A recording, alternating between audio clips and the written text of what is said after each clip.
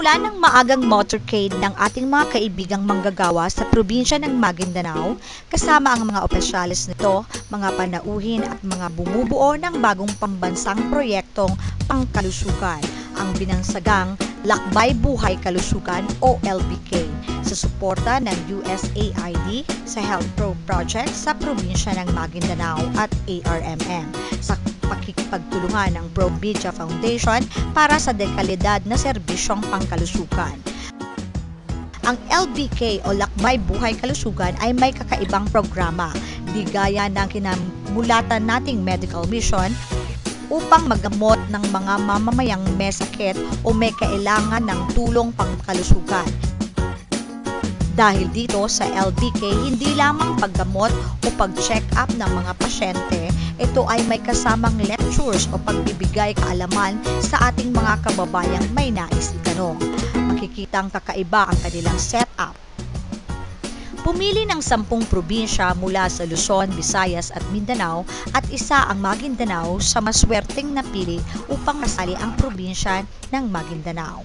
Mapalad na matutulungan at mabibigyan ng tugon ang mga kakulangan sa pagbibigay ng serbisyong pangmedikal sa mga mamamayan ng probinsya ng Maguindanao.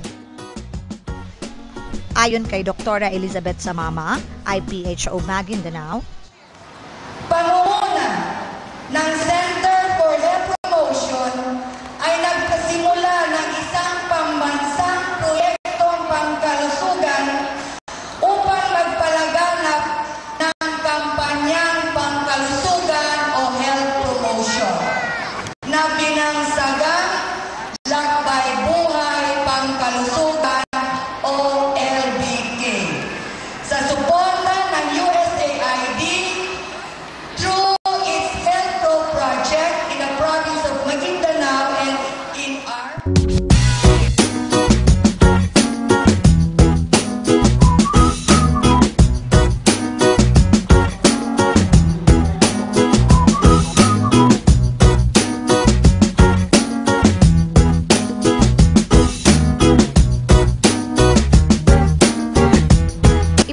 Ibinahagi din ng mayor ng Buluan ang mainit na sinang-ayunan ni Assemblyman Kadafi Banguda Dato.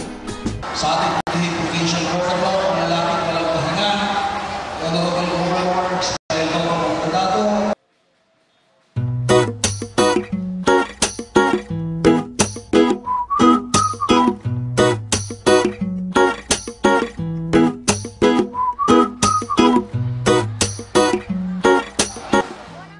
At ayon sa ating gobernador ng probinsya ng Maguindanao, Governor Esmael Toto, ay magawa po nila, makabit po nila, yan ang gobyerno po natin, yan ang hangarin, at yan ang sineservisyohan upang sa ganun ay makabit po nila at makuha po nila at upang sa ganun ay maihahon po natin at matanggal po tayo sa sinasabing Globe 20. Kaya po, lagi ko po sinasabi sa inyo mga kababayan, sana po tulungan niyo ako dahil hindi ko kaya sabay-sabay po tayo, kapit-pising po tayo sa inyo. Ang kapayapaan upang sa ganon ay makapagservisyo po tayo ng totoo para po sa kalusugan.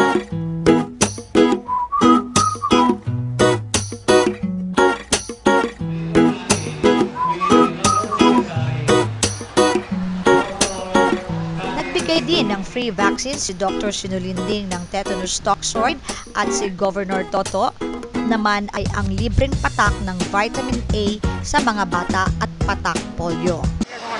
Makakaasa po ang bayan ng Department of Health, ARMM at ang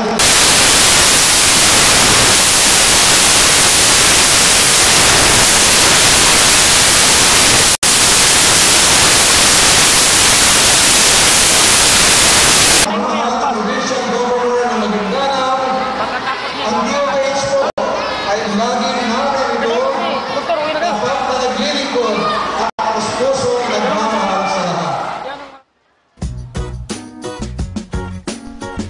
Bago nagtapos ang nasabing okasyon, nagkaroon ng maikling press conference kasama ang ating mga kaibigan mula sa print media, television at maging sa radio na dinaluhan ng mga taga-Cotabato, Tacurong at General Santos.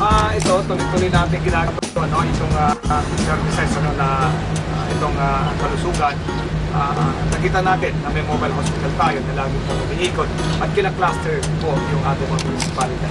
Pag sa ganun, ito muna po kung anong yung pangangailangan natin.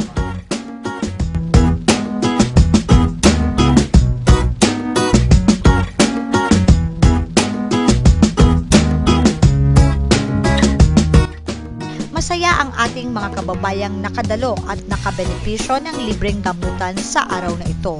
Sa tulong na rin ng ating mga LGU, sila ay libre at maayos na naihatid papauwi sa kanilang mga barangay ng mga inilaang sasakyan.